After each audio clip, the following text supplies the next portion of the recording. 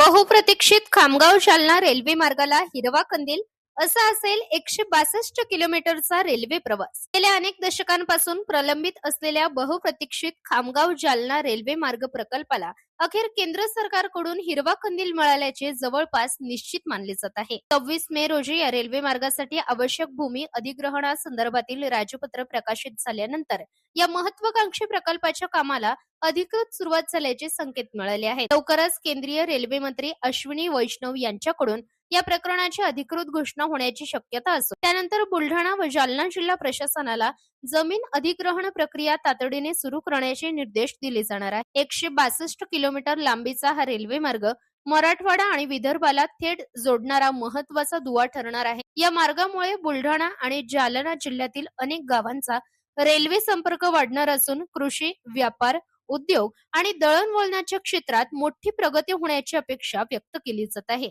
विशेषतः शेतमाल वाहतुकीसाठी हा मार्ग अत्यंत उपयुक्त ठरणार असून परिसरातील शेतकरी, व्यापारी आणि उद्योजकांना मोठा दिलासा मिळणार आहे. या रेल्वे मार्गाची सुरुवात जालना येथून होणार असून पुढे कचरेवाडी हे पहिले स्थानक असेल.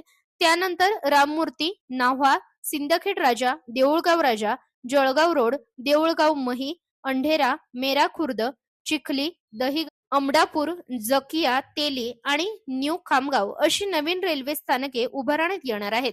शेवटी हा मार्ग जलंब जंक्शनला जोडला जाणार असल्याची माहिती असून हा मार्ग शेगावला जोडला गेल्यास विशेष फरक पडणार आहे, तशी मागणी श्रीभक्त सुद्धा करीत आहे. या प्रकल्पामुळे ग्रामीण भागातील नागरिकांना प्रवासाची अधिक वेगवान आणि सुरक्षित सुविधा उपलब्ध होणार, तसेच विद्यार्थ्यांना, नोकरदारांना आणि व्यापाऱ्यांना मोठा फायदा होणार आहे.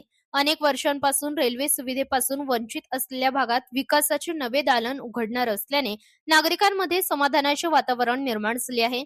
खामगाव जालना रेल्वे मार्ग हा केवळ प्रवासाचा मार्ग नसून विदर्भ आणि मराठवाड्याच्या आर्थिक प्रगतीचा महत्वाचा टप्पा मानला जात आहे. त्यामुळे आता या प्रकल्पाचा प्रत्यक्ष कामाला गती मिळण्याकडे सर्वांचेच लक्ष लागले आहे. ब्युरो रिपोर्ट, सनसनी न्यूज, शेगाव.